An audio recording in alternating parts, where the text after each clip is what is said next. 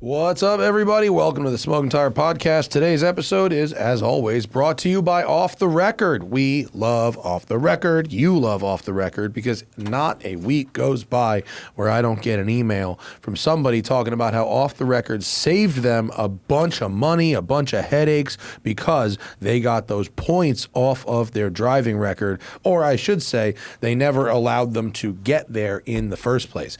If you get pulled over, doing anything, really, what you should do is get off the record, okay? You should call Off the Record. You should actually not call. You should go to offtherecord.com/TST. Off the Record will then find an attorney that's very qualified to fight that ticket in the jurisdiction where you got it. You then have to give some information in order for them to effectively do their jobs, and then pretty much nothing else. They'll handle it all the way to the end, get you the best deal possible, and hopefully almost all the time, they get those points off your record. So if you use our link, that's offtherecord.com/TST, you will get 10% off all legal services booked through Off the Record. Again, one more time, offtherecord.com/TST. Keep that link handy. I promise you will need it. On this episode of the podcast, it has been raining in Los Angeles, and so we talk about, finally, we got some rain here, and it has made the roads very, very fun, and I learn a whole lot about my Taycan, and we try to ponder cars that are actually better when the suspension is set stiffer. It's harder to think of than you actually can. Plus, are cars collectible when they have touchscreens? Can they come back up? And so many good questions from our patrons this week. It's the Smoking Tire Podcast. Let's go. We had this event. You can speed it whenever you're ready. I am. Okay. We had this watch event at the shop, and I used the PA speakers to just like play some Bluetooth music from my computer, and I ran a microphone XLR just directly into the back of one to like have a little thing. And so, but when I first, I plugged in the one speaker and then daisy chained the other speaker, right? And I plugged the mic in and it was like real quiet. And the main knob that seemed to control volume didn't really do anything. So I went into the menu and went into the channel 1 gain, which is where the mic was plugged in, and like turned it up. And like that worked. And the mic got louder. I'm, all right, fine. I then played music over Bluetooth, and I used the volume controls like on my computer to make adjustments, and like it worked fine. Mm-hmm. And then Christian took the PA because he was going to use it for his show. Well, he calls me the next day, like texts me, and then calls me. I don't pick up because my phone is on like silent or whatever. Texts me again, like please call me. I call him as soon as I get it, and he goes, "You got to tell me what you did." And I was like, "What do you mean?" He's like, "To the PA, like what did you change?" And by the way, he was there. Like he came to this event. He didn't set it up with me, but he was there. And so he heard like the levels weren't all fucked up. Like he made a playlist. Like but he's like, "You got to tell me what you did." And I go, "What do you mean?" All I did was I changed the gain. He goes, yeah, the gain seems fine. I go, no, there's like the main gain, and then you like hold down the button to go into the menus, and it's where you change like more settings and connect to the Bluetooth and whatever. And I said there's another gain setting for channel 1 and channel 2, and I turned up the gain on channel 1, and that made the microphone work. That's all I did. And he goes, "That's all you did?" And I go, "That's all I did." Okay, and he's like, "Because one of these speakers sounds fine and the other one is like functionally useless." And I go, "Look, you're an audio engineer, and I'm just a moron that was trying to make a microphone sound good. I only changed one setting, and like I really assumed that whatever I changed, you would be able to easily change back. You can walk up to any stereo and make it sound as best as it can sound. That's like your gig." And so I was like, "I'm sorry for the inconvenience, but that's all I did." So he goes, all right. And like, so the next morning, I went like, "Hey man," I didn't. He did his show or whatever, and I didn't hear anything. Next morning, he goes. I go, "Hey man, like, how'd it go?" He goes, "Oh, well, your PA system is like not usable. We have to get together. It's like brand new. We have to get together."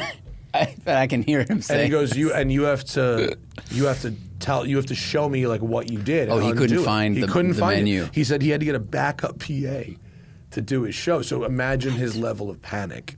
High. I mean, even compared to you think my level, his is like a 10x. If you're the balance of a Lotus Emira, I am more like a GT2 RS. GT3 RS, sure. GT2 RS probably, like, a little tail happy maybe. Yeah. Christian, is like He's a go-kart. There's no suspension. SSC traction off in terms of the ability to panic over things. So he grumbles more too. He's got like the rumbly grumble. But like, yeah. So we have an appointment to meet to fix it. I don't know. Like I don't know. But like, I bet you whatever he did to try to fix it, he made it somehow worse. Because I don't know that. I don't know what he did. This blame circle's fun. No. Like, because he probably changed a bunch of other things. Right. No, it's fun. And I don't know what those are. I want to know, when you see him, ask how long it was between calling you and sourcing another PA. Was it like minutes, hours? Yeah. I want to know how much time went by, because I think that I need to aim this camera up while we're sitting down. That's very, very funny. I felt really, really bad. I mean, I don't, Sure. But like, I didn't think there was any way I could fuck up the settings on like a basic PA speaker enough that he couldn't make it sound normal. It's probably that he couldn't find the menu, because I remember. The controls on this speaker, by the way, are the least. They're not intuitive. Like, that's what I'm saying. It took me a whole bunch of different times of, was it a double tap or hold and like let go on this dumb button, and like the way, like, yeah, it's hard to navigate. So when we would get at Tangent Vector, we used to have a couple different cameras, primarily Sony FS7. But I remember I was shooting something. Like, I was on the ground. I had no instruction of how to use this thing other than hit record. Yeah. And I needed to change something. And I called Armin, our friend Armin Bog, amazing director, DP, editor. Like, he knows all things camera about every camera. It's amazing.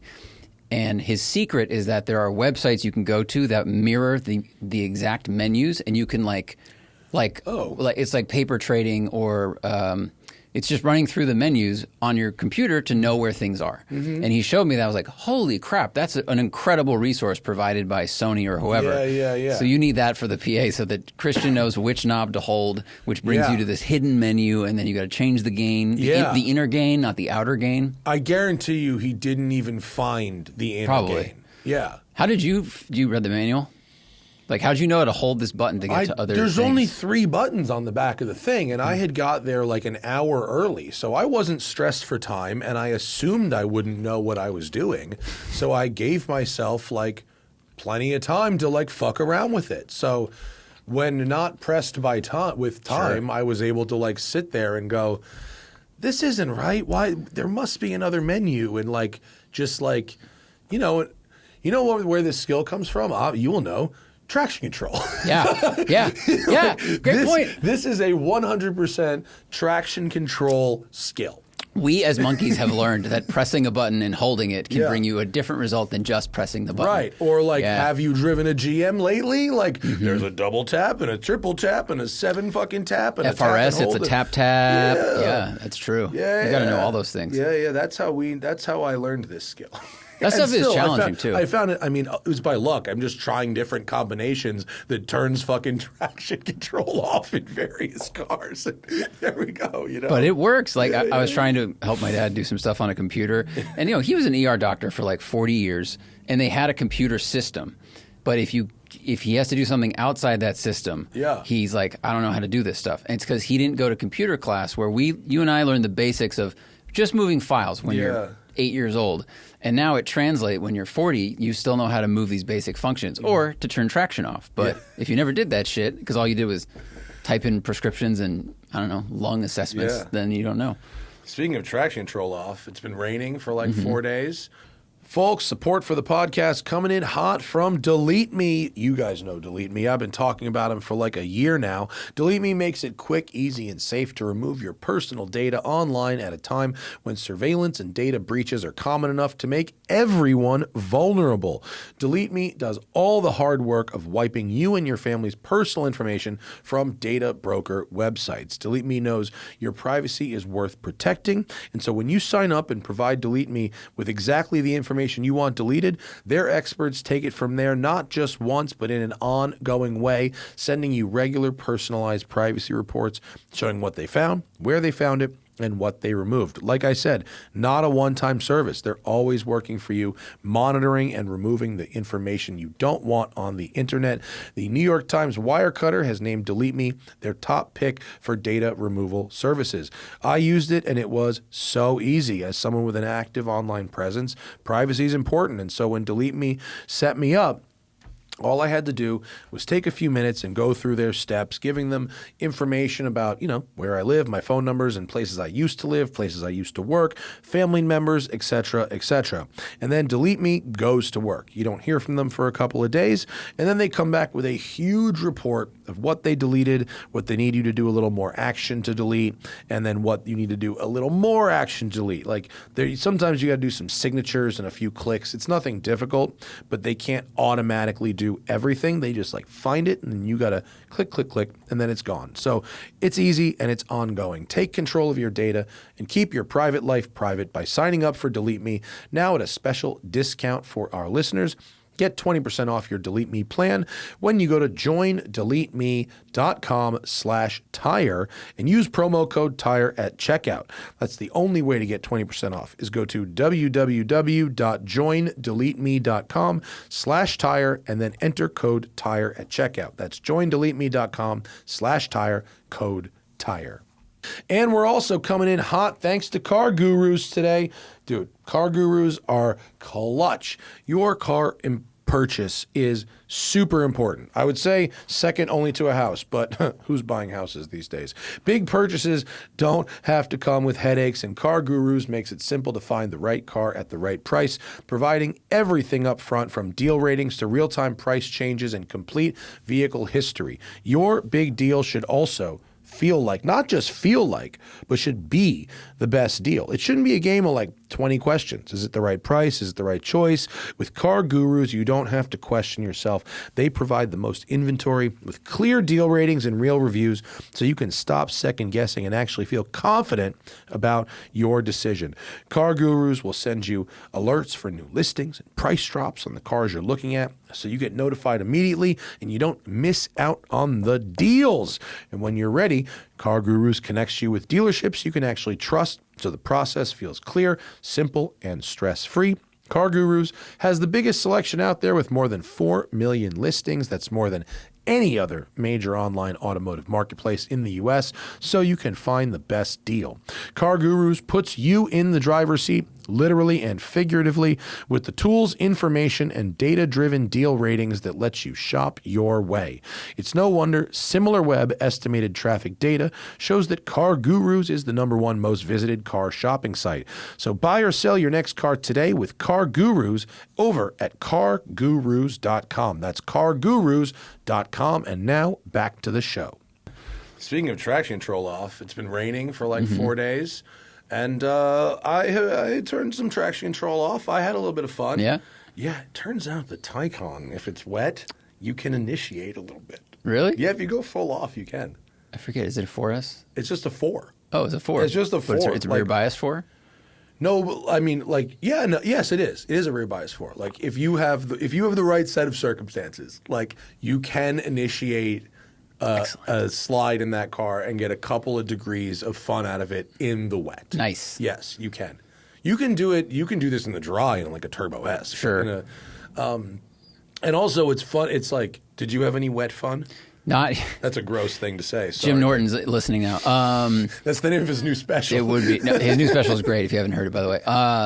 No, it always seems like my tires are very sticky, so if it's even damp, they're still pretty sticky. I need it to be raining, but finding a place to do that.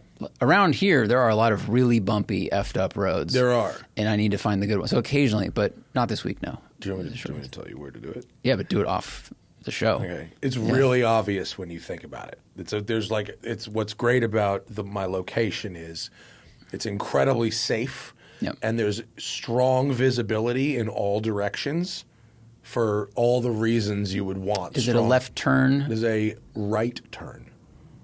Is it near a large dark building? A large dark building?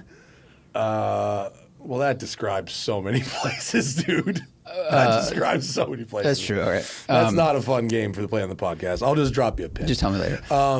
But yes, I would love to drift around the Waymos that gather in that parking lot like schools of fish. Waymos on highways now. Funny. Have you seen them? Not yet. Yeah, Waymos on the 405 now. We've seen them testing with human safety drivers for like 8 months, so I knew this was going to be coming. But they haven't expanded the map, so you're still limited, and so it's depending on the hour of the day, the ability to go on the highway could have limited functionality. Like if you're trying to go from here across town to like Hollywood, like highway don't help anyway. Yeah, true. But a lot of the distances with ways within that map, it can help at the right time of day. So that's fun. But like just going back to the rain, one thing that it made me remember about the Taycan is because it's a 4. It's like the softest one, right? And so when you drive around in like comfort mode, it basically turns off, like it's on air suspension, but it turns off like a lot of the damping. So it's like really soft and wallowy, which for your day-to-day, potholed, shitty urban, hellscape is fine. But actually, if you put it in sport mode, it turns up the damping and it feels, you go, oh, it's actually supposed to feel like this. It's probably what normal mode is in a 4S. They probably built a 4S and then just took the fucking damping out of it to make a 4, more or less, because like it's not much stiffer, but it has just way better body control. And so over the last couple of weeks, I've started just putting the chassis in sport mode while even leaving the powertrain in normal, which is like the opposite of anything I would do in any other car. That's true. You never do that. You're always soft with maximum kill of transmission and engine. But this car is too soft in soft mode and is just right in sport. There's also a Sport Plus, but it's just right in sport for kind of every day if the roads are anything above total garbage. So there's not a lot of cars where I do that. I can't even think of any, really. Is there any car where the sport mode is better all the time than... I know there is. I'm struggling to think of it. The M5 Touring, actually. Yeah, yes, that's a good example. We've been in cars where they're so under-damped in normal that the car moves around too much. The M5 is a great example. So going down the road, even though you want to soak up those bumps, the body feels out of control, basically. It feels like it's moving and having these secondary motions. So that's a good example. Yeah. Maybach sedan was like that, actually, because the SUV has the hydraulic, so it's a little more settled, even normal mode. But the Maybach sedan, it wants to be so soft that in regular mode, it's like too soft. And if you put it in sport, it's actually like really nice. It's just clearly not... Maybachs are set up to be driven in, so you really don't want one if you're just driving yourself around. I think the super soft settings work if you're going straight on a highway. Yeah. It just absorbs those bumps, right? Yeah. But if you have to turn at all, and there's a bump in the turn, then you kind of get this like weird gyroscope. You feel like you're dancing and dizzy. Especially if you're talking about air suspensions, which when they're soft are really, really soft. It's just an empty ball sack there. But when you put it in sport, like the Taycan steering is really nice. It's really very direct and really a nice thing to kind of just point with, The driving that slant nose was a great example of how hydraulic steering is not always better than e-Pass, because nowadays, in my opinion, the e-Pass, if they get the ratio right, the feedback's good, and the assist is the right amount, I go, well, this feels more direct, and I can feel the tires and stuff, and it's a rack speed I'm used to because it's a modern rack speed, and I like it more. Is it power? What, the slant nose? Yeah. Most think it was. G bodies don't have power I don't think steering. it was. It didn't feel power when I was going Yeah, slowly. no, most G bodies are not going to be power steering cars. Oh, so it's not hydraulics, then it's just manual, which yeah. also sometimes can feel great. That's why they but have the sometimes big doesn't. wheel. Gives you a much better like leverage and feel. If the wheel was really small, like when I put the really small wheel on the Safari and then went like, oh no, it was like way too heavy. I don't think it was that small. I had a picture somewhere, but I don't know. It's just some of the E-Pass systems are great, and then some like the old 6th gen Camaro is like you hit it in sport mode and it weighs more. It's harder to turn, but you don't feel anything, so that's not good. Yeah. Let's see. Yeah, yellow slit nose. But yeah, I think it's like it's drizzling right now a little bit, but I think the rain is. It's for the rest anywhere else in the country. Like rain is such a normal thing. Here, if it rains for 4 days in a row, that's a pretty unique situation. Yeah, it's supposed to barely rain tomorrow, sunny Wednesday, rain Thursday. But I wonder how fucked up the mountains are. well, and Marco sent us that like Yeah. air-cooled hot rod monster with street legal tires technically. Yeah. And he's like, and this is the worst week to have it. Yeah, I don't think it's a good time to drive that car. Absolutely not. I mean, He said to not drive in the rain. It looks, it's like a 1970 or 71 like 911T, and it's got like RS flares, and then it has what appears to be some version of a 993 engine in the back. It's got a rowdy engine in it. Yeah. And it's supposed to be quite fast. Yeah. But I think weeks ago, I was like, I don't think I want to drive this in the rain. He goes, yeah, definitely don't do that. And then, unfortunately, that's what the weather's doing. But we'll see. Maybe the forecast will change. Yeah, it will, because I hope it does. I have to go up to Willow Springs for something tomorrow. So, oh man, all right. But the rain it kept my car weekend. I didn't really have a Malibu weekend. I was supposed to go to this Cars and Coffee, this like sort of invite only Cars and Coffee hosted by Rivian that was supposed to be cool. It got canceled because of rain. And actually I was supposed to be at Willow Springs all day today. I was going to spend all day. Yeah, rain. Canceled for rain. That's I was right. going to spend all day lapping the new streets of Willow today in that RTR thing.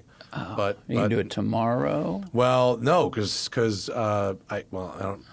It doesn't matter. But Singer has the track all day tomorrow, so I can't use it. But I have to go up there for a different thing because WCCS is going to be selling a guy's GT4 track car, a race car. It's our first actual full-on race car we've listed on one of the auctions. But I have to go up there and get a bunch of information and video of it. So that will be fun. And it's like 94 miles or so each way from my house to Willow Springs, and the Taycan. If I go like the speed I want to go, the range is like 210. And if I go, I have to go otherwise like 74 to be able to like comfortably get there and back with, little spare. But that's okay. No worries. Well, it's like when we departed Zion, we had our range was like 410, I think, in the car we were in. We'll reveal that car later. We just can't yet. And we went, we might be able to make it home in one tank. And about an hour later, it was clear that we had exceeded the efficient speed. Yeah. We were not at peak efficiency. Speaking of peak efficiency, real quick though, you know what I did this morning? I installed, and some people are out there going to be like, yeah, no shit. Did you eat and poop at the same time? Yes. I was a complete cycle. It was just Your own centipede. I was my own funnel.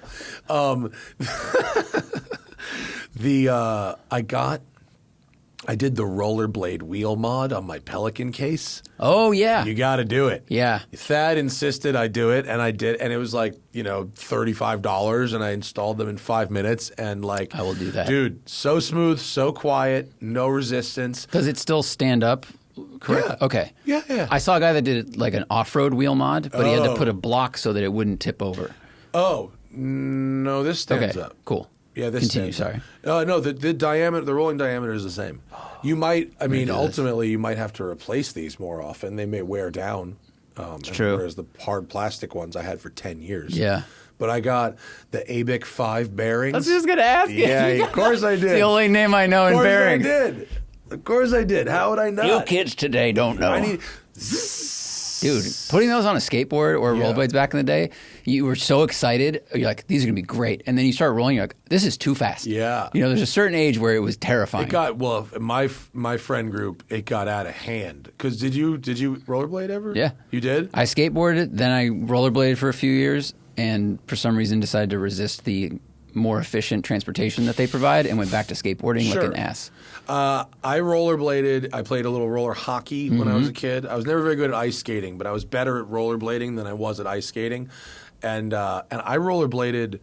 Do you remember when you first met me that Tracy and I would rollerblade on the bike path? Like I rollerbladed Oh, wow. into like I didn't know my early 30s with by the way the same skates. No shit. I had Cool. one pair of rollerblades. They were 1990 something rollerblade Aero blades, if you recall them. Yep, I do remember They, that. yeah, they were really something.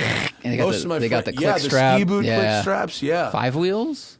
Four. Four? I Okay. never went with that 5-wheel stuff. All right. But we got up to, in high school, we got up to the ABIC 9s, which was like, Those are fucking- illegal. Only the government gets dude, those. When you're 14 or 15 and you're fucking throwing them shits in, you can hit like 60 on your rollerblades. Jeez. What was the fucking downhill rollerblading movie?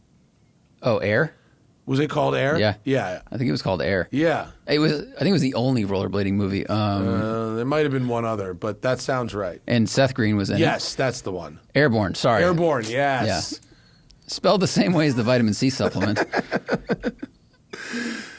What kind of skates were you rocking? I have no idea. You don't remember? I do not remember. If I saw a picture, I might go, probably those. But you know what? Were they like small wheel freestyle skates? No, they were more like Just regular skates? regular skates. And a friend of mine was into the freestyle thing. He had the smaller wheels in the middle for grinding, which he couldn't really do. But he could do like, I don't know, 360s over stairs and stuff, which is, it's much easier on skates than on a skateboard because Yeah. they're stuck to your feet, obviously. Didn't but, Nino do some freestyle skating? Yeah, Nino was very He into it. did, right? Yeah. You know when I rollerbladed last was 3 years ago. After my back repaired it again, Sarah rented me rollerblades for like a birthday weekend, and we went on the bike path. Yeah. Because it was a form of exercise I could do, and I was Yeah. like, this is super fun. And we covered so much ground. Yeah. And we're just humming along. And It then, was really yeah. fun. Yeah. It was when I had my skiing crash. That stopped me. That was the last time I rollerbladed, 2011. So I never went back to it. It's good should try it hiking again. muscle workout. Your butt will Yeah, be very sore after that. We would go all the way from Redondo Beach to the fucking end of Manhattan Beach and back on rollerblades. Yeah, you Yeah, can it just was- cruise. yeah, it was it's fun. ripping. Yeah. it's fun. Yeah. After the or ski accident, I switched to the bike. Do you ever have those moments in LA where you see something, you go, this is such a stereotypical Los Angeles moment that if it was in a movie in the 80s, you believe it. Yeah. But if it was in a movie today, you'd go, that doesn't happen. I mean, well, no, I wouldn't say. I was until you said that last bit. I would say any longboard with a tow dog. So like that. Is that? Yeah. I was driving down Highway 1 once, coming back from Malibu, and there's that huge parking lot on the right side. It's like 2 football fields. And this very attractive woman is wearing a very small bikini and just rollerblading, and it's like a pink bikini. Yeah. And that was a moment where I was like, this would be in Beverly Hills Cop. And I would think that the writers just put it in there, but it's in the movie because it's in real life. It was wild. I mean, living in Venice for so many years, I saw a bunch of those scenes. That's true. That if you saw them in the 80s would have been natural, and if you see them today, they seem very contrived. But they're totally happening. Right. Yeah. Guys, got to take one more quick break because HelloFresh is coming in hot and fresh. And you've heard of them because I've been talking about them for like over a year now. They're the #1 meal kit in America, making home cooking easier with chef-crafted recipes and fresh ingredients delivered straight to your door. But this fall, they're serving up even more to love because this isn't the HelloFresh you remember. It's bigger with a menu double the size, 100 options each week, including seasonal dishes and recipes from around the world. Dig into bigger portions that'll keep everyone satisfied. They've got healthier options. We've got 15 plus high protein recipes each week, grass-fed ribeyes, lamb chops. Oh boy, HelloFresh now helps you eat greener with veggie-packed recipes that have 2 or more veggies per dish, and even tastier with steak and seafood recipes delivered every week for no extra cost with 3 times the seafood options. How about hearty fall recipes like classic beef chili or honey-glazed pork tenderloin? Discover new seasonal produce each week, from leeks to broccolini to Italian eggplant and more. What I love about HelloFresh is that it keeps me making new things. Like, I love to cook. I love fresh ingredients. I love eating healthy. But what's hard is always finding new recipes to make. You end up like flipping through recipe books, flipping through the internet. With HelloFresh, because you're going to get those ingredients in the exact right proportions, you're going to get those recipe cards. There's no extra work to make a new recipe. Every recipe with HelloFresh is a new recipe. And that's what's different. So like, even if you're like, I don't want delivery stuff, like I want to go, like the produce is really good, the meats are really good, like trust me, they are, I get them. But like also you're going to make new things that you wouldn't otherwise make, which if you like cooking is pretty money because it takes like the sucky parts out of cooking, and it makes it all really easy. The best way to cook just got better. So go to HelloFresh.com/ ready? /Smoking Tire 10FM to get 10 free meals and a free breakfast for life. 1 per box with active subscription. Free meals applied as discount on first box. New subscribers only. Varies by plan. That's HelloFresh.com /Smoking Tire 10FM to get 10 free meals and free breakfast for life. And lastly, support is coming in from Hydrow. This holiday season, you can train smarter, not longer. The Hydrow rowing machine delivers the best results in just 20 minutes a day, working 86% of your muscles in one seamless motion, being twice as effective as running or cycling. Whether you're training hard, staying consistent, or getting a jump on your New Year's goals, Hydrow meets you where you are and pushes you further. Their members are seeing serious results, from major weight loss to stronger performance and faster recovery. All the workouts are led by Olympians and world-class athletes, filmed in breathtaking locations around the world. With the largest library of rowing workouts, Hydrow keeps your motivation high all season long, and it shows because 90% of their customers are still active a year later. Now, Hydrow's newest rower, the Hydrow Arc, delivers such powerful results that GQ magazine named it the best rower of 2025. And right now, Hydrow is making it easy to give the gift of fitness with free standard shipping, a 30-day risk-free trial, and a 1-year warranty. Give yourself something that moves, motivates, and truly delivers a Hydrow rower. Now, truth be told, I haven't personally used the Hydrow rower. They haven't sent me one yet. They said they're going to. But I have done a lot of rowing work, a lot, and it is exhausting. It's so hard and it's tough on your body. You can obviously start slow and work your way up, but if you want to talk about a real intense workout that does your upper, your core, and your lower in one workout, I'll tell you what, I've done elliptical, I've done cycling, I've done treadmill, I've done speed bag. A rowing machine will get you going in the shortest amount of time. They are a full workout, and they can, man, you can make those things super, super tough. But I love the idea of the beautiful rowing coaches from beautiful locations. That is superb. Head over to hydrow.com. That's HYDROW.com and use code TIRE to save up to $600 off the Hydrow rower during this holiday season. That's Hydrow, HYDROW.com, code TIRE to save up to $600 on the Hydrow rower at hydrow.com, code TIRE. And now back to the show. What is the dress code? Because Hannah and I are going to Thursday. It's a good question. I don't know. Fancy? I have to wear a suit, but it's LA car. Hosting. Yeah, but it's LA car stuff. So flat bill and that'll be there. Flat bill and a Carhartt jacket. Yeah, what is Ron Zares call it? Basic car bro like outfit, just a hat with black t-shirt and Vans. Yeah. I don't know. I think whatever the RSVP said, which I don't think it said anything. I think you can do what you want. I didn't read it. I just clicked yes plus wife. Yeah. So I don't know. You always have nice stuff to wear, so. I mean, I could. Well, yeah, but I could be silly or I could be serious, which is. I think always silly. always be silly. Always silly. Yeah. Sleeping bag jacket then? Yeah. Yeah, for People love that thing. I know. That got more attention $250 than our I've actual ever show on the stage that I know. day. Fucking shout out to Bravo Charlie. Do they have a website? Can you look up if Bravo Charlie Jackets has a website? Because I know you can get it where I got it, but I don't know if you can buy them. Yeah, that's it. Holy moly. Yeah. Shop Bravo So, Charlie. shout out to them. Now, .com. you really need to get measured for it. I'm sure that you could go to a tailor and get measured and send your measurements in. But I got my sleeping bag jacket and I wore it to the Willow Springs podcast, the live show. I think it was only for pros, but there's photos on Instagram. But these things are the jam. And there's so many of them. It's like a bomber jacket. For people listening, it's like a bomber jacket made out of 80s and early 90s sleeping bags, kids right? sleeping bags. True, right. So they're very colorful patterns. Wow. Like it's like what I would put in the interior of my car. Yes. But I get to wear it, which is the greatest thing ever. That is cool. one is the fucking tits. That's very cool. $345 made to measure a jacket that looks like that. That's so sick. This is like a trippy, sort of hypnotic, but very colorful kind of hippie pattern, almost like Janis Joplin's Porsche. Yes. It's a lot like that. God damn it, I want that. I wonder if this is Maybe at I can all buy that before this goes live. if this is at all wind or waterproof.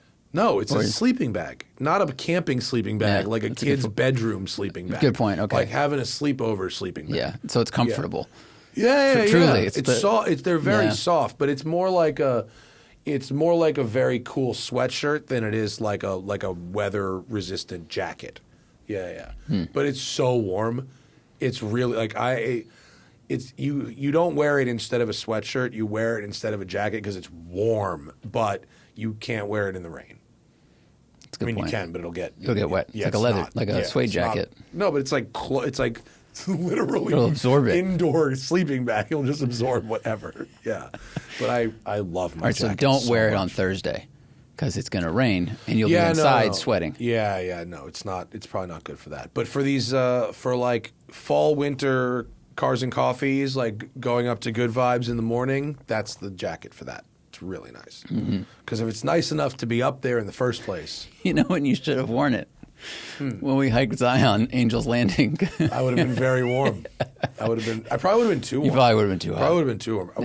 Yeah. If I had like just a one layer thicker than I had, even if it was like a regular hoodie instead of like that t-shirt hoodie, that probably would have been all right. You had like a moisture wicking workout hoodie on, right? Yes. Yeah.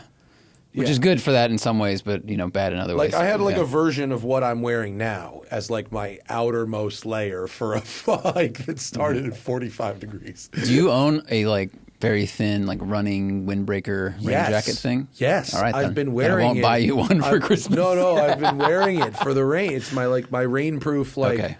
Yeah, like it's like an Ogio. Yeah, I have that thing. I just didn't fucking bring it. Yeah. Anyway, it was cold, but it was beautiful. Totally worth it. Yes. Totally worth it. I don't have like a lot of other car adventures, to be honest with you. So let's go to the people. The patrons have a lot to say. We can go to them. Give us some things to talk about in terms of cars. We did have we hosted a watch event at the shop. Shout out to Neighborhood Watch Club. It was really good people. Everybody was in to, and I revealed the new color for the Canyons, and we have a fucking interest list going. It's going to be real cool. Let's see. Of course, the Patreon is where you ask us questions for the show, watch the live stream, get the show before everybody else, get the show without ads, and get extra show and more things.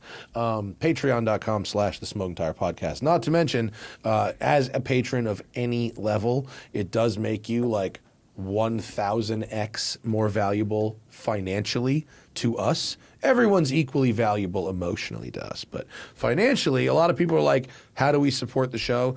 That is like by far the best way.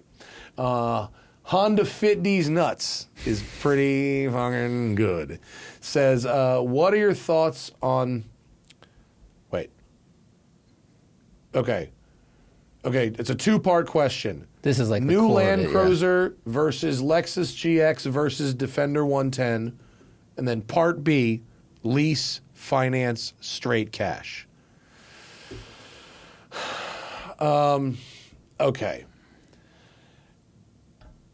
Question number one is sort of like, what do you value more?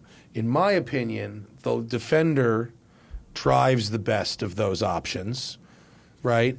The Toyota is the most bang for your buck of those options. Yep. And the Lexus kind of falls halfway in between, but it drives a lot more like the Toyota than it does like the Defender. The Defender drives like a mini Range Rover, like a Range Rover Light. Because is the Lexus still body on frame? They're the same. The Land Cruiser and the Lexus are the same but the vehicle. Defender is not, right? No, that's unibody. Yeah, it's unibody.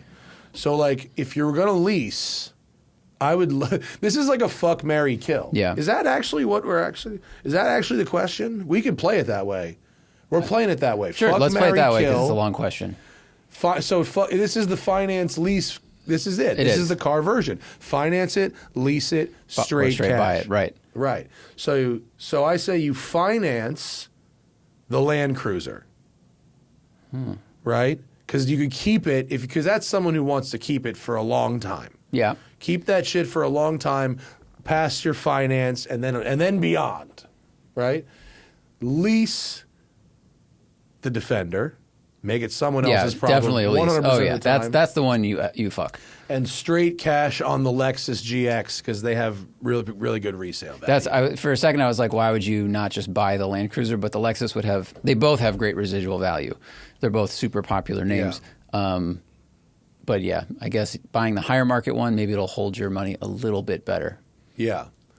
There's a lot more words to that question, but it would take us a long time to get through them. So we made it into a game. If you want go listen to the show we did with John McGuire on financing versus leasing versus cash purchase. Like that, that has all the detail you need. Depends more about you than it does about the car. Yes. Really. Yeah. Like what is your threshold for? And also, it's like, are you the kind of person, if you know you're going to want a new car in 3 years, like lease, because that's a bad way to buy a car and then sell it in 3 years. That's bad idea. But if you're going to buy a car to hold on to it for like a while, and we're talking about new cars, buy a new car, hold on to it for like as long as you can bear, kind of, you know what I mean? But if you're a new every 3 or new every 2 kind of person, you just know that, get on the lease train. Yep. Hold up, let me light this J up. That's great. It's a great way to live and a great username. What's the rarest car that you've had a go in that you hold over your journalists' heads? Okay. For a minute, let's see. Well, the Zinger briefly. The Zinger made everyone jealous for a minute, and now everyone else gets to drive that. Yeah, that was pretty cool. But there's still no press launch for that thing. Yeah, I was one of only like 2 people to drive the Venom GT. Yes, which was a big deal for a minute. Zinger Turbo, for me. I know they give people access, but it's hard to get it. The Gunther Turbo Mule. Oh yeah. Only Johnny and I drove that, and people were like, "Dude, what's the deal? What's the deal?" We're getting. Oh yeah. We're getting 2 things. His other Gunther. We're getting 2 things. We're getting in a couple of weeks. We're getting remember Gunther. They're trying to like experiment outside of Porsche a little bit. So you drove that BMW that they did. They've done a 458. And so we're getting that. It's apparently quite nasty. But it looks really good. I've seen photos of it. It looks really nice. So I said, yes, we'll have a go in that. Of course. See what's up with that. Totally. We should. For 458s are superb. Yeah. So we should really try what they could do with it. And then we are going to get the slant nose.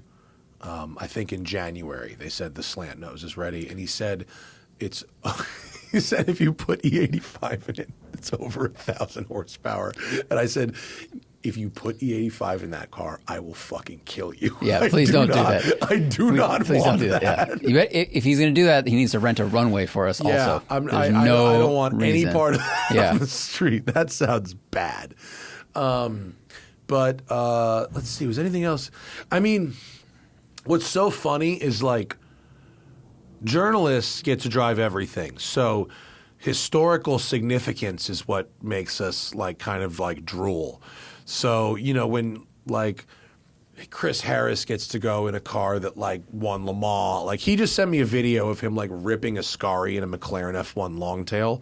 And I was like driving the 918 at the time and I was like, you had to fucking one up me, you little shithead, didn't you? You know, but like, what's his name? Parnelli Jones's Mustang. I got to drive the journalists, you know, they drool over shit like that. Is there anything else? I don't know. It's a good question, though. Those are pretty rare. The Russell built car. Oh yeah, Like that was a one of one. Oh, I drove the Cunningham C5R. They only made one of those. Yeah. That's the only one of them that ever Roof exists. rodeo recently, but I mean that's the odd, like you said in the video. The odds of us even seeing one of those again, just seeing it is like astronomical. Yeah. So normally the only place you would see one of those is like the Quail or like Yeah. you know, some other prestigious type event. You're not just going to see them around. East Side Junk Cars and Salvage. I hope this person uses this. That makes it a write-off. If your username is your business, you're advertising on the Smoking Tire podcast. It's marketing. I don't even care if that's real, but I really like it. I purchased a running, driving, functional 1997 GMC Sierra for the rather felonious sum of just $1,800. It complements my GR86 as a utility vehicle, but reminds me of the value of simplicity, how to be more present, and how good my 86 is. I had gotten a bit bored, but thanks to the old truck, I'm in love again. Is there more to that one, Zach, or is that the entire thing? Just saying. Oh yeah. Do you ever get that refreshing feeling within your own fleets or after a mediocre press loan? The going back to simple cars thing, like I do kind of get, especially like slow ones, like our Delica, our Japanese van. When you drive that thing, like it's got 85 horsepower, like you can only go so fast. So it's like not possible to be in a rush in that car. Whereas if you're used to driving an electric car or something all day, especially a big horsepower one, you can drive like a total asshole and not even really think about it. So it's funny how getting in a really slow car, you end up like getting to those places in basically the same amount of time, and you're forced to sort of be like, this is the speed I go. Same thing with driving cross country in an EV. Set the cruise at 74. Man, this is the speed I go. It was a total actual mental reset from the concept of constantly trying to make time, which is what I normally do. Which is what we did the entire way going to Utah and back a couple of days ago. LL Cartier. But welcome to the Patreon, East Side Toe and whatever, Wrecker, whatever your business name was. LL Cartier says, I think the new Maybachs might have an insane aging arc. I think they will be vomit-worthy in 15 years, but gold in 30 years. Imagine a Maybach or Alpina from 1995. The more stickers and promotions around it, the better, right? Possibly. I think the touchscreens could potentially really age these cars fast. Yeah. And like the plastic and stuff surrounding them will age quickly, and just the size of screens kind of dates things. That's the good trick that Bentley has done with the rotating thing is eventually, if that screen looks old, you just spin it around and you got those 3 gauges, and you know that'll kind of help. The 918, you know, the only thing that dates it is those shitty haptic buttons, and that thing is like 10 years old, and it's pretty rough to use those, and so I'm not sure how the Mercedes stuff specifically that's so touchscreen involved, like how that stuff comes back after, you know, how it comes back up. Like I don't want to be naive, but like I mean, look, aftermarket with my car. Yeah, I've got this CarPlay thing, so now I have all the functionality. I mean, the screen is lower res for sure, but it gives me all the modern functions I really want. So I think if you can do that. I'm saying if you buy a Maybach today. Oh, they're talking about. He was talking about it today. Like a 2025 Maybach. Yeah, in 25 years. Like unless you're going to need whole system replacement at that point. Like, how does that car ever become a classic? I don't know. I think you make a great point. The repairability, we've talked about this before, can be a huge headwind for something that's collectible. Yeah. If no one can work on it, Vector or something, like if you need to know a machinist to make this engine work, or you need a computer programmer. Yeah. There's a guy that started a business. He was an Indy 500, Indy mechanic. Now his business is building wiring systems just to get vintage race cars going. You need that guy who knows how to design a wiring harness just for your car. Yeah. So you're going to need that for the Maybach. And that market will be so tiny. There's like 2 people on the planet that are going to be interested in doing it. Did I say on the last show, because I had just come back from our collector friend's house, he said his personal mechanic, he's got 70-plus cars, and he said his personal mechanic is 74 years old, and he said, if this guy retires or dies, I'm selling all my cars the next day. He said, I cannot go on without this person. Wow. And he's our age. But like when we did the Audrain thing, there was that young guy who was able to fix a ton of stuff, Jesse or something. They're out there, but they're hard to find. Yeah. Someone I forget that guy's name, but he was awesome. Someone who speaks carb and computer. Yeah. Well, and Magneto. And that, yeah. Lock Shock Daryl said, I got the Skydweller as a loaner and hated it. What other watches did you get as loaners, try on at the AD, or purchase that didn't hold up to what you expected? Oh, this seems like this is like a planted question, because I'm about to sell a bunch of watches. Oh. Is it like too gauche? None of them are that expensive. Like the most expensive one I want to sell, I don't want to sound like an asshole, but the most expensive one I want to sell is like $5,000. Everything is under that. The cheapest one would be a couple $100. There's probably 10 watches I want to sell. Is it douchey to try to post on Instagram the watches and the prices if the prices are 10% below market value across the board? Is that douchey? I don't think so. All right, because you're not pricing them with the Matt Farah bump. You're like, this is fair market value, a little bit less. Yeah, if anybody likes them, cleaning out the closet. Sure. All right, I think I might do that. It just seems like the easiest way. Yeah, people that we work with sell stuff on Instagram all the time. I know. It seemed a little douchey, but okay. So doing the watch podcast and being sponsored by watch people and getting to try stuff on, oh my God, how spoiled I got. That shit was really spoiled, because even like press cars, same kind of deal. So many cars that imagine how many cars you and I would have been like, if we never got to try them, they would have been like, I want to buy one of those. But after a week, either you go, oh, hell no, or you go, actually, I've tried that and, had it. I could tell you what it's about and went on an adventure normally you would have to have those type of experience. Now, it's not in order to do that. And so it's a perk of the job that we don't spend money on things we already know aren't going to work out. Totally. That's just like a side benefit of the job. And I think that's why so many people look to us for car advice, because they don't want to spend money on something they don't like either. With the watches, what I've learned from like 10 years of collecting watches is it's all about the fit. It's about how it fits on your wrist. And I've bought watches that are supposedly 40 millimeters or 45 or 46, and they all fit like kind of different, and you can't go off an Instagram photo. You really have to try it on. And so the Skydweller I thought was a really cool watch until I wore one for like a month, and I was like, actually, it's like a little too big, and the complication doesn't really do anything for me. It's kind of hard to read, and so glad I didn't buy that. That's an expensive fucking watch. Good thing I didn't learn that by buying it. Panerai Luminors look great on Instagram, look great on everybody else. I hate how they sit on my wrist. Let's see.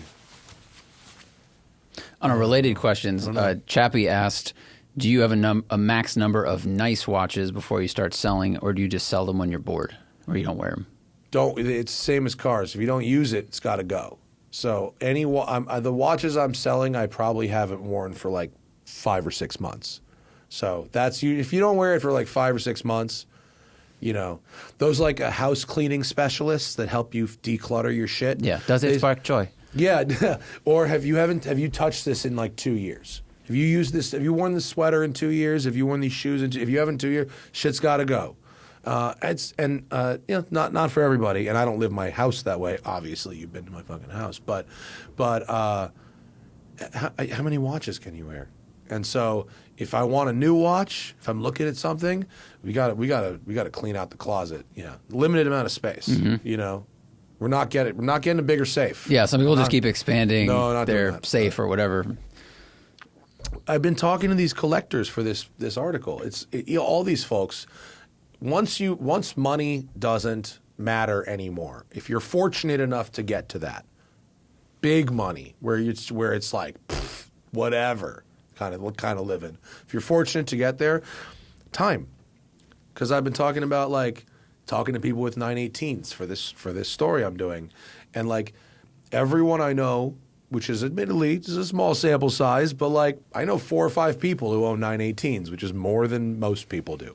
So like every single one of those folks talks about like a very busy family life, a very busy work life, travel, either for work or to multiple different homes seasonally, and then they own many cars. Yep. And so the answer to like why wouldn't you daily this is like, oh no, I would, but like I'm doing shit. So like I can't really argue with that so much, It's more of a I don't have time to daily it than I actually than it has anything to do with I won't put miles on the car. I didn't talk to anybody with an investment grade 918 that they were afraid to put miles on. So maybe my theory didn't hold up. Maybe It's just time though. Maybe people.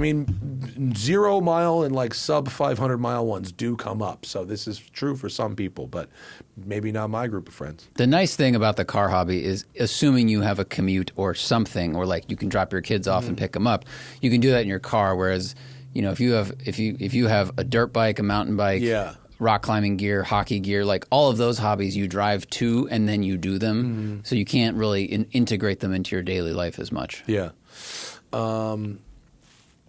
But yeah, getting to try stuff without having to buy it, that's a privilege. I'm sorry I don't have a bigger list of things I didn't like. Yeah. Sorry. A lot of like tutors, they just don't do it. They don't do it for me. Sorry. And vintage stuff, which I love looking at on Instagram, but cannot wear. Nothing vintage. Johnny E.V. Gierberman, have either of you driven a G8 GXP with a manual? How similar is the recipe to the E39 M5, even with the bad interior? I mean, similar. Like pretty similar, actually. In fact, if you get to the Chevy SS 2015 with MagRide, I would argue that is the same formula executed better. That's a great car. Chevy SS MagRide is a better E39 M5 if you find one that's not had the shit kicked out of it. Yeah. Those fucking things are badass. They're so fast. They look rad. Great fender flares, everything. And they just... The steering is great, MagRide, the clutch is really nice, the shifter's really nice.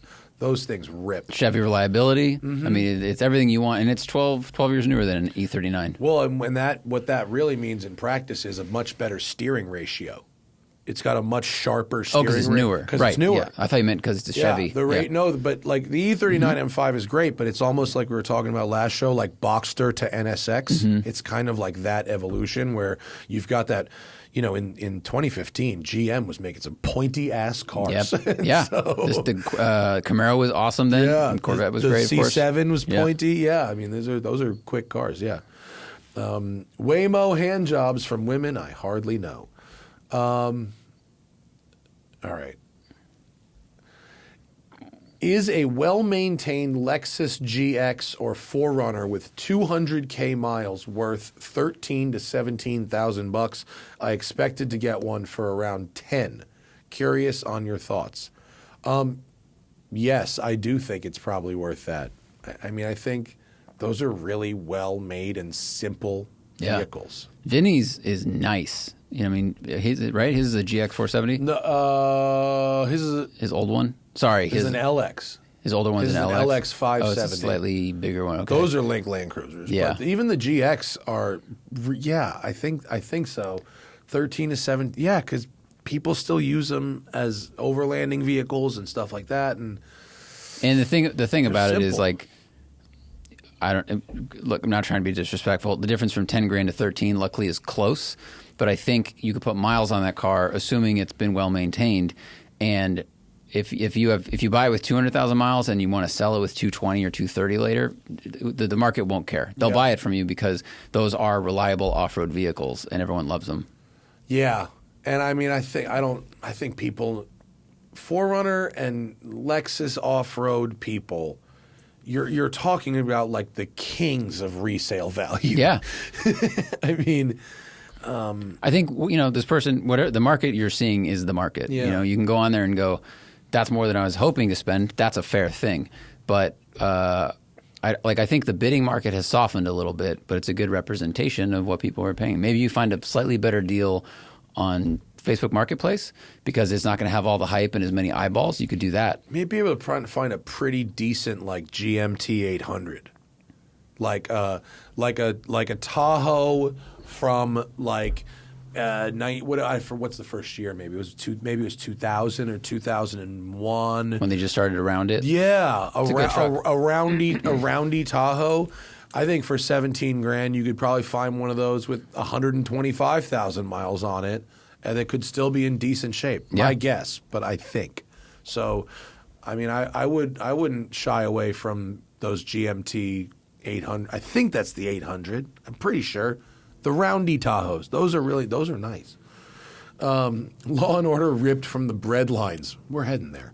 What is the best experience per dollar in a front-engine, rear-drive V12 manual? Does the 550 Maranello reign supreme, or what about the 8 Series or Aston DB7 or manual-swapped Vanquish?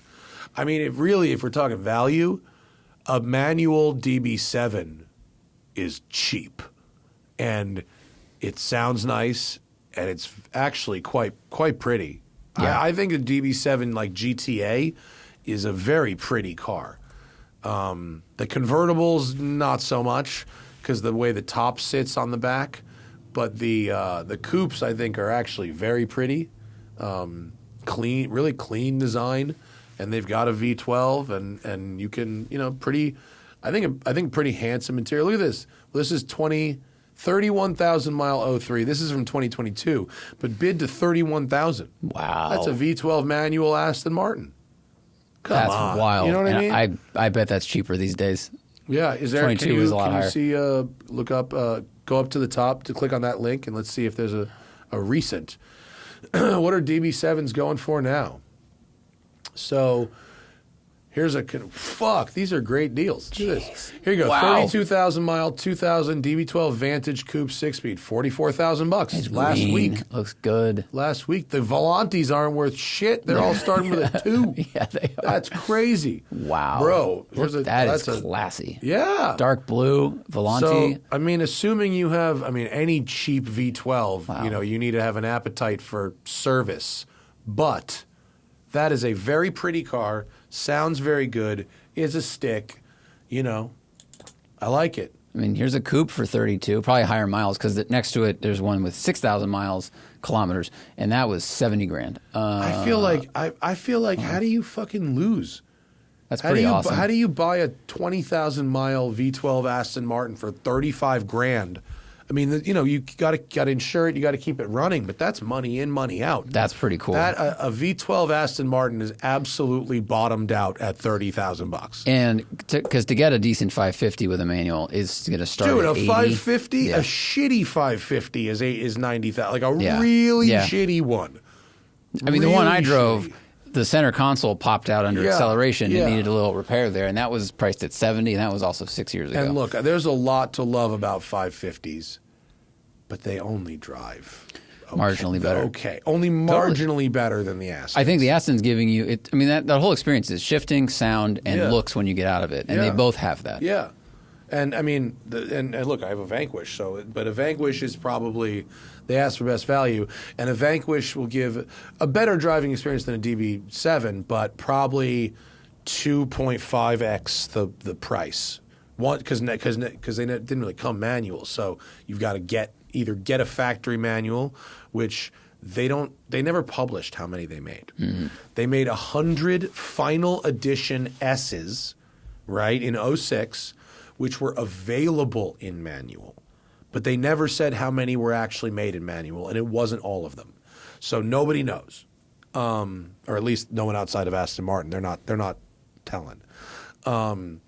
The DB7 actually came with a manual, so you don't have to do that. You just buy it and go. Lane Myers-Manx, if you were to do a Singer-esque company, but with Ferraris, what model would you choose and why? I mean, so the only time you can do it, huh? Well, it's tough because with Singer, I think a lot of their success was from the aesthetics. They changed it very slightly, and all my favorite Ferraris are. I don't know what I would change. I don't have the pen in my brain to be like, here's what I would do to redesign the 550 Maranello. Like, I'm not touching that. So you could do a little drivetrain and suspension. You just have to pick a model. You don't have to say what you would change. I mean, the 355, if it was possible to just make it bulletproof, and maybe like, I don't know. I don't know what I'd fuck with though. That's what's really tough. Funny. What you really want to do is just put basically a 360 Challenge Stradale engine in the back of a 355. Like, that's pretty much it. It's a good idea. Like, yeah. You really don't have to do. It would sound great. Like, it would work better. Like.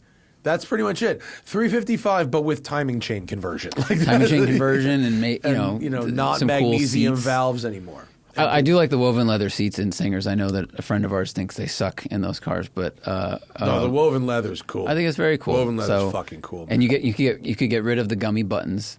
Yeah, you could redo the interior a little bit, but it's careful. Got to be careful. I mean, yeah, the problem with the 355 is that it's perfect. And so in terms of how it looks and in terms of how it drives, it's no notes. Right. And so what are you going to do to that? And so, and what, again, we say this all the time, but what Singer and others, but mainly Singer, started is taking advantage of the fact that the 911 was the same underneath for many years. And so they could do a greatest hits catalog of 911 bits, and they smartly chose which bits came from where, to create this highlight reel of air-cooled love. There's only certain Ferraris you could do that with. You can either do like a 328, 308, 328, 288 GTO and create, that went all the way to the F40, right? From the 308 to the F40 is like one line. So you could use that one. Or you could do the 348, 355 sort of one. Just depends on how good the like 360 body on a 458 chassis would be rad, but I know it wouldn't work because you need the air. You need the air intake for the 458. You need to keep everything cool and working, so that'd be tough. Yeah, I mean that one dude put like what is essentially a de-stroked, I think, 360 engine in a Dino, which is that's exciting. Pretty bitchin'. That's pretty cool. So like Dinos actually would be a good one. I mean, just because you could update a Dino if someone really wanted to burn the money. They're very beautiful, but you could make some subtle tweaks to a Dino and make it a V8, even if it was like a 328 engine with carbs or something, so it sounded good but made like 280 horsepower instead of like 180. That would be a good improvement. They're gorgeous cars too. Yeah. Frozenberry Metallic Floyd says, debating whether to finance the Vegas trip or not. Thoughts? The road and track experience. I've always wanted to go on one. I mean, dude, that doesn't sound wise. I know there's people that finance experiences out there. That does not seem like a wise thing to be doing. How about this? I don't think the trips are going anywhere. Can you save?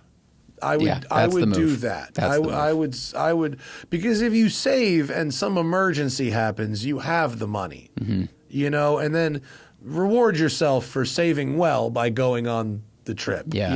That's otherwise it will be a form of a place of stress, in my opinion. If the whole time I'd be going like, is this fun enough to justify stretching my budget? And then later, every time the bill comes, you're like, okay, I got to pay this off. I think it could actually be more stressful. Dude, it's one thing to finance something that is like a car, and you use the car every day. You need the car, you finance the car, and yeah, I'm paying every month, but I'm also driving every day.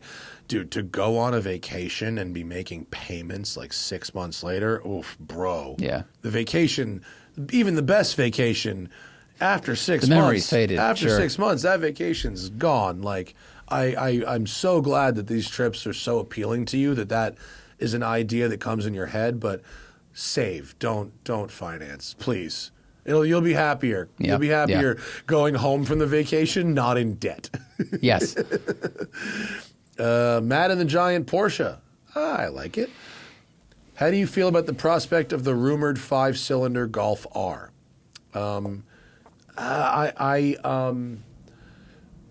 I think it is a way to keep the Golf R interesting for another generation, especially if maybe they had plans to possibly kill gasoline-powered Golfs and only do an electric run, and this was the only way. But it also may not happen. I don't know. I think it would make sense. They've already got a good engine. It makes sense that they would put it in there. It'd be interesting to see how they price it because it would compete with the RS3, but you can't get the RS3 in a 5-door, right? So Not in America. right. So it's kind of like, all right, here's your wagon, but it's different, and they'll find a way to separate them, of course. Sure. The Audi will Yeah, always be more expensive. $25,000 probably. You're right, exactly. Or in some extra tech or something. It'd be cool. It would sound rad. I liked the Golf R a lot, the current Golf R, the Mark 8. I need to call Volkswagen and get a loan because I really enjoyed it in Performance Car of the Year. Don't know whether I'm the Boxer or the Jag. Probably was not. It seems like Mazda and Toyota are getting together for the next gen of Miata and 86. I can't feel like on paper the ethos are the same, but in reality they're quite different.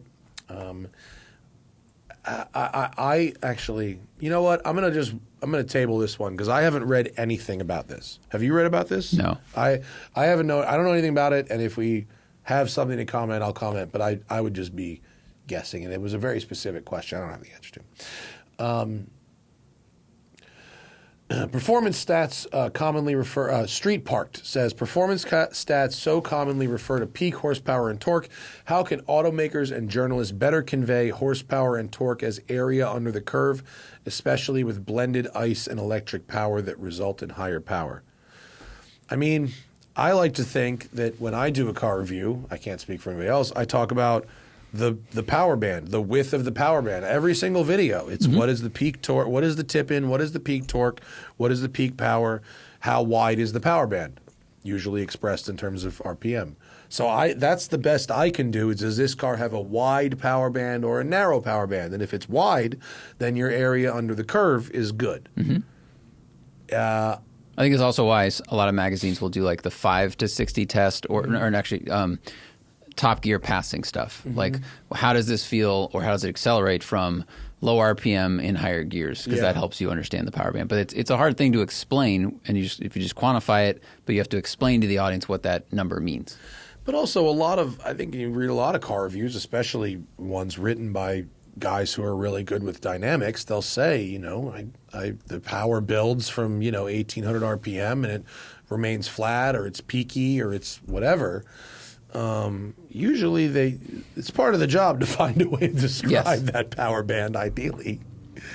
Panamera Bread says, I recently learned about the Louis Erard 2340 line. Looks kind of like the Royal Oak. What's up with the brand? Is it too close to a copycat or homage? You got a picture of this one, Zach? Because I don't really know that.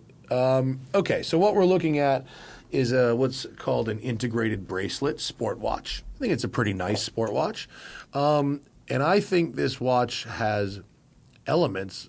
What is it? You've called up the dictionary, Dak. I don't even know how to do that. This watch has elements of similarity with other watches that are both cheaper and more expensive. So this sort of case, it looks, it's not really Royal Oak like. The Royal Oak case is more octagonal or hexagonal. Is it 6 or 8? It's six side. The 8 sides is the Royal Oak, sorry.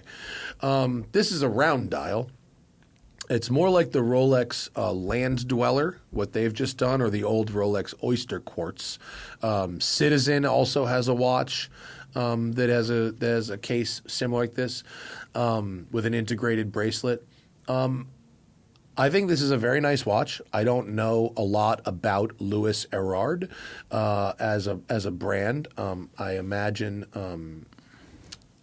I know a lot of their like collab watches, like the Alan Silberstein one that's like weird cartoony, and I actually think that one's pretty cool. This is literally the first time I've ever seen this particular watch, but I think it looks nice. And for under 3,000 Swiss francs, I think it's a brand that is at least familiar enough in watch circles, and you're probably going to get a high quality movement, but I've never tried this watch on. What do we have next, my friend? And yellow bedwetter, best one yet. Best one yet for Pearl Jam references. My wife has owned a 2002 Boxster S for 20 years and is looking for something similar but newer. Should she consider anything other than a newer Boxster S? It's a weekend summer car. Probably not. I mean, there's. I think I can actually say that when it comes to the Boxster, there is no substitute. Like, if you actually want a Boxster, like, what else would you get that isn't just a Boxster? I mean, I guess if you are, I mean, this might be weird, but, like, you might want to consider a C8 Corvette convertible, maybe? But something tells me that if you've had a Boxster for 20 years, the new one will be just similar enough and just different enough that you'll have it for another 20 years. And if you can, I mean, you should get a gas one like now, just in case. If you're considering, you should probably get a gas one now. Ferrari SP90 drivers triggered by ED mode. Me and Doug have both owned an H1, a Countach, a mid-engine Porsche, and probably other cars. Additionally, we have a podcast co-host with BMW. What one car from a car celebrities collection would you like to own, including upkeep costs, that you don't own already? Well, I would love a Carrera GT. Love. Yeah, I would want Doug's Ford GT. Sure. Yeah. That's not that hard. I'd love a Ford GT also. Doug is one economic tier past me. And so when I get to where he's at, I'll get them shits too. Mm-hmm. He's got a great garage. Yeah, it's all he's got it going on. Doug's coming on the podcast on December 1st, which is my birthday. That's why he's going to be here. That's all. He used to come on Jesus' birthday, but now he's coming on Farrah's birthday. He comes around Thanksgiving time. I thought it was always Christmas. Well, it's the Christmas end of year show. Holiday season. It's a holiday season show. We don't call it that anymore. It's Christmas again. For the big ad rates, dude, so we can get the hit in December. You think this shit's accidental? Yeah, I think those are two. I mean, didn't Tyler Hoover just buy a Gullwing? He did? I think Tyler Hoover sold like a bunch of cars to get a Gullwing. Wow. I think he did. Yeah. I'd love to have a Gullwing. I'm not the right person to have a Gullwing, but I'd love to. That car drives really good. The thing with, and also car celebrity is a very broad term because there's folks like Adam LZ has rad drift cars I'd want to own. Sure. And then Vin Inacha's got his sick GT3 RS. Ron had a Gymkhana car for like Ferrari. He's got some cool stuff. Yeah. Bush did 997 says, "What's the best invisible car?" New Prius. Or Model 3. Sure. Yeah, probably a Model 3. Or what's a car, because like everyone knows what a Model 3 is. What's a car that is so generic that just nobody would even know what it is? I just go, what the fuck is that? Like, oh, that just looks like nothing. Yeah. Like a Chevy Malibu. Hyundai Santa Fe, the old Santa Fe. The old, like a CX-5 or 3. I don't know, any of the eggs. Yeah. All the eggs in white, fleet white. That will walk amongst them. Sure. Yeah. Depends what you're trying. If you're trying to be what's his face from Breaking Bad, like you're moving a lot of product, and you want no one to pay attention to you. I think you drive something that people see a lot of, and they just assume that you're Yeah. Uber or a commuter. They don't have money, whatever. 4.5-year-old Dodge Caravan. Sure. You know? Yeah. In like a sort of like it looks like you bought it off like Enterprise, used lot, basically. Yeah. That's how you roll. Cross country. But keep it clean. You need to make sure it looks clean and washed and cared for. Yeah. My Porsche's Lego says I want to replace I need a family hauler daily commuter to replace my 10-year-old Subaru. I'm looking at used X5s and Cayennes, but I'm tempted to look at the Taycan Cross Turismo. We have a road trip car, so this would be a daily commuter for a 6'4" human with 2 kids and an orange dog. Charging at home is an option. I've got 60 to 70K. Hell yeah. Hell yeah. You will love commuting in that car. Get the exact same shit I got. Yeah. You'll be fine. Yeah.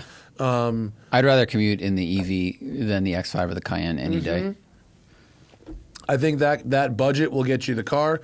Make sure you get your good CPO coverage, from a dealer. Don't be afraid to look nationwide. To look far from home and then fly one way and drive it home so you can get to know the charge network. And if you can charge at home and you're driving less than 100 miles a day, you're golden. You'll have the best car ever. I just saw this story that Piggly Wiggly Deluxe brings up, said that Ford CEO Jim Farley said that they have 5,000 plus open mechanics jobs available. He actually referred to them as, quote, 6-figure mechanics jobs available. And we are in trouble due to the lack of mechanics. I'm a Ford dealer mechanic right now, and I've been trying to get into tech training courses, but I'm perpetually waitlisted. I'm trying, but they aren't making it easy to be a tech. What can I do to accelerate my career? I'm just doing recalls, but I'm getting kind of bored. Well, I don't know. I've never worked as a tech. I mean, that's interesting that Jim Farley would say that, and I'm waitlisted at this dealer. So are they? Does that mean they need more like totally open, and they're not promoting from within maybe as much, or I don't know. I don't know. The only insight I have, and this is anecdotal, is an Instagram friend. He knows who he is. He's probably listening. Like, he was an Audi tech, went to an independent shop recently, but he spent years as like senior Audi tech, and he reposted this story when it came out, and he was like, "This is a problem across a lot of OEMs, and it's basically like we're underpaid." He's like, "This is," and it's something. And this is his.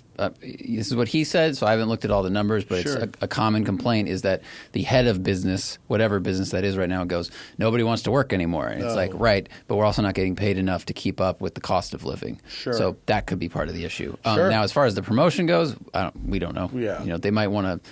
Your dealership might need you there instead of wanting to promote you, or I don't know. There's so many variables there. You might not be good at your job. No. I don't know. The joke was there. But, I would say, exactly. They might not think you can handle. No, I would just say ask. Just follow up. Sometimes that's what needs to be done. You're going to have to push and say, "Hey, I'm really trying to level up my skills. For you guys and for me. Why is this getting held up?" And you could talk to your boss, like show them the article, and be like, "I thought we needed techs. So what's it? Just find out." Dodge Ramekin says, thoughts on Timex going up market with the Atelier line of Swiss-powered watches. Yeah, Timex now has a line of watches that are like $1,200, like basically what we charge for our watches. $1,300 to $1,500. Oh. It's not bad looking, right? It's not. No, it's not bad looking. I mean, look, I have no problem at all with a company that's been making watches for as long as Timex has been making watches, which is a fucking long time.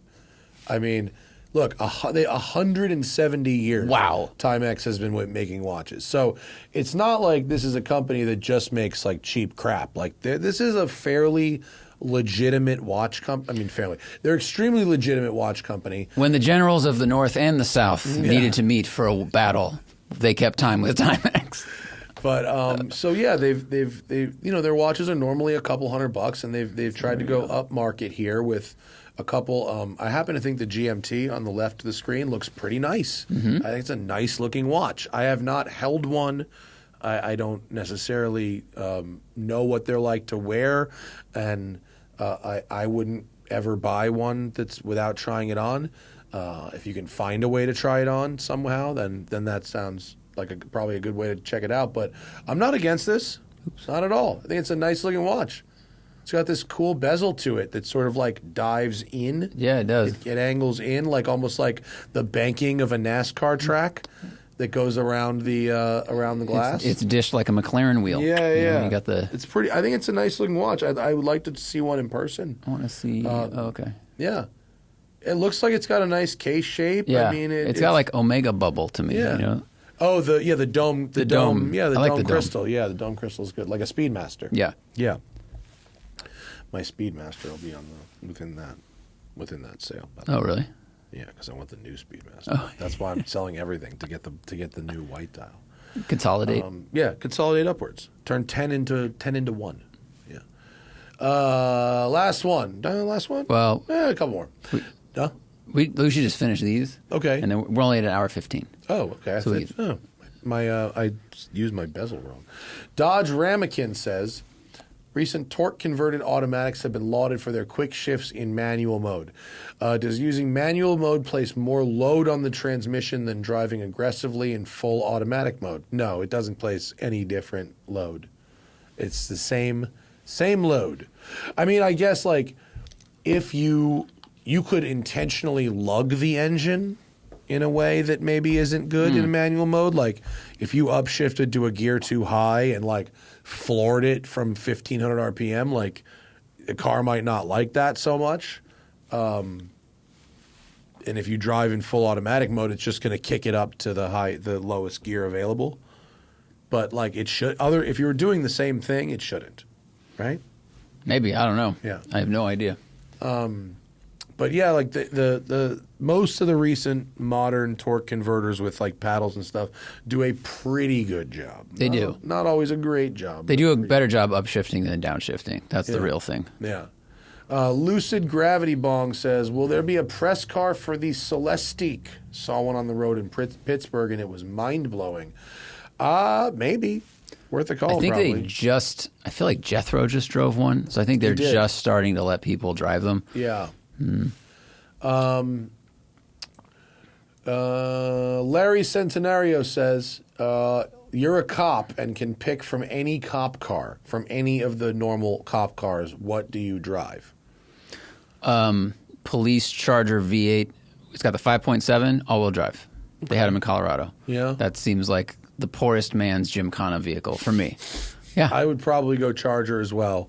Although I just saw a Tahoe spec that I liked a lot, and I feel like Tahoes would be comfier for me than a Charger. Oh, yeah. Yeah. Surprised you didn't go Saab like they had in, was it Vail? They used to have Saab, they had Saab cop cars. 9.3s. Yeah. Yeah.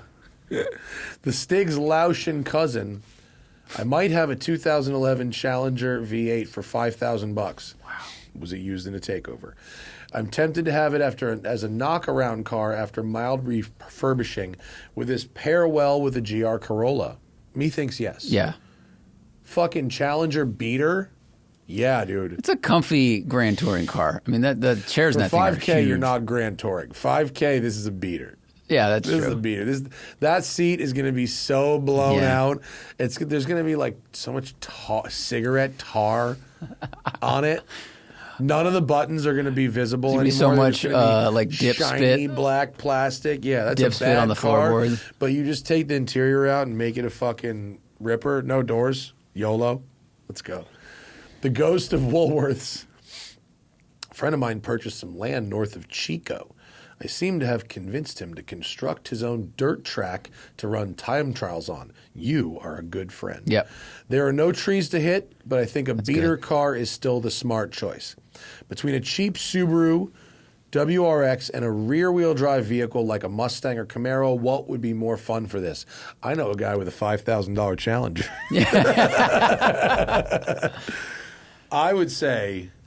Oh, man. It's got to be rear-wheel drive. If you want fun, it's rear-wheel drive. Yeah. Rear-wheel drive rally car. I mean, drifting is everywhere in all media now, has been for a long time. You're going to want to do that. And you're gonna want to because if you get a cheap WRX, I mean, they can be good rally cars too, but you're going to break stuff eventually, like the transmission's glass. It doesn't have the good STI diffs. I think it'll be less robust. Rally community chime in, but I feel like a solid axle Mustang will hold up to the beating more. You're going to dig some ruts. I'll tell you what. You're talking. You need something that's going to take abuse, like a lot of abuse, especially if you're talking about like you and your boys sharing this car. Oh my God, this poor car. Additional idea: go to Rally Ready's Instagram because they have a rally truck. It's like a Chevy 1500, and rally suspension, wheels, tires, and stuff. And watch that thing drift and listen to it, and that will tell you what fun is. But you could also use it as a farm truck and carry shit with it and move things around. Right. All of this is a good idea. I don't have any thoughts on the next one. Do you? Real quick, someone says thoughts on the new Gymkhana. Do you think it can still be great without Brian Scotto?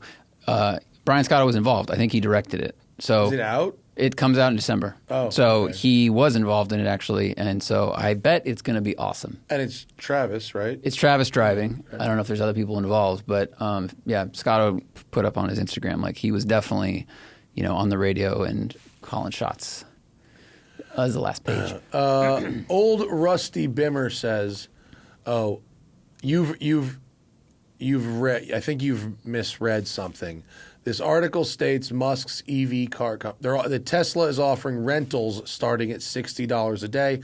Tesla is including free supercharging and supervised full self-driving at no cost with the rental. Is Elon promising we get a designated driver with our rental? No.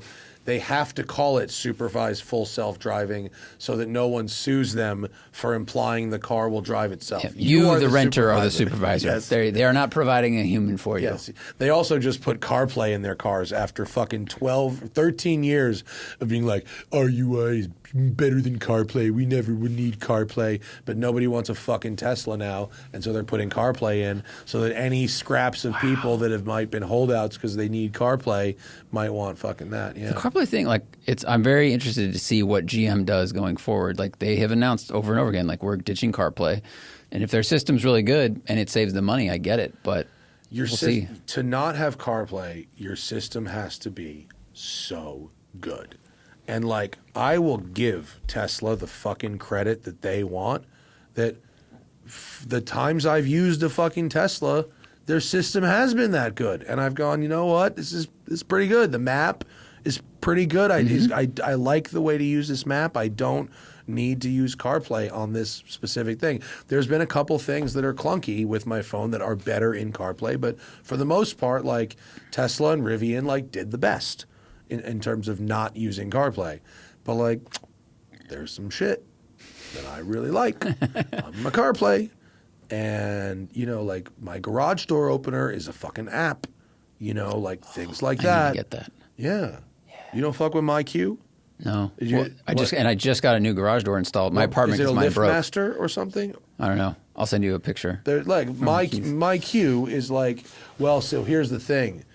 That MyQ is Wi-Fi. Oh yeah, my garage does not have Wi-Fi. So you can't do that. I wonder if there's a short range way to do it without Wi-Fi. I don't know, but yeah, it's nice. Quick tangent. Today, the power was out in my building for 3 hours, and my building's like a smart building where you use a fob to get in and out and stuff. And we have a dog chat with a bunch of our neighbors, and people were like, "How do I get in?" This. There were some doors that default to unlocked, but it was not all of them. And so that's a little bit of an interesting problem with smart door technology. Yeah. That's why every fucking door in here also has a key. Yeah, you need that. You never know. Chris says, this is last. I've launched all right, this dude is throwing it out there for critique. I've launched a new watch brand in the UK called Sortie, encompassing a British design and a Swiss movement. I'd love to get your feedback. We're going to do it live. Let's see what Sortie watches looks like. A sortie is like a mission, right? It's like you fly it's like I'm flying a mission. I was going to look it up, yeah. Okay, clearly a pilot's watch. You've got the hands look like IWC inspired. Big, nice, bold, applied numerals. A sortie is an attack made by troops coming out from a position of defense. There you go. Or a short trip or journey. Oh, look here. So here's your dome crystal that you like. That's true. I like the applied indices. I like the brushing, the starburst or sunburst brushing on the dial. I like your color selection. I think go to the full black case is not bad. This reminds me a bit, a lot of IWC. Let's see the blue. Let's see how the blue looks. I like that you've not done a chrome date window. I like that it's a monochromatic, and I like that it's not a white date wheel. I like that that's all the same color. Look, I think this is a very nice looking watch.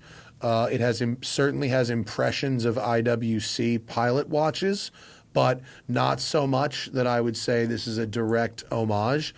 I don't know what the W is about in the middle of the Wings logo. Like, is that a W? Yeah, I don't know what that means either. I don't know what the Wings. Obviously, it looks like a pilot. It's a plane. It's a big. Is the crown stick out farther than big crown? No crown guards, big crown. Pilot watches, big crowns. Oh, that's a thing? Yeah, okay. In the gloves. You grab it with gloves. But IWC does this a lot. Solid link bracelet. I like the dome crystal. I think you've gone a little conservative with your dial colors. Black, blue, and green is pretty obvious. I would try and go for something unconventional. What Swiss movement is it? Can we see? Let's look at the green. The green I think is nice. The Alpha green. That's my favorite color of them, of the three. Oh yeah, this one. Of the three, I agree. Yeah, this alpha green is nice and really shows off the brushwork of the thing. Can you close this window or close this photo and see the movement? What movement is it? Oh, I can't tell by looking at it. I want to look at the tech specifications. Oh, it's clearly an automatic movement. Go down to movement. It's the next tab down there. Swiss made. Okay, it's a Solita SW290. Okay, it's a decent movement.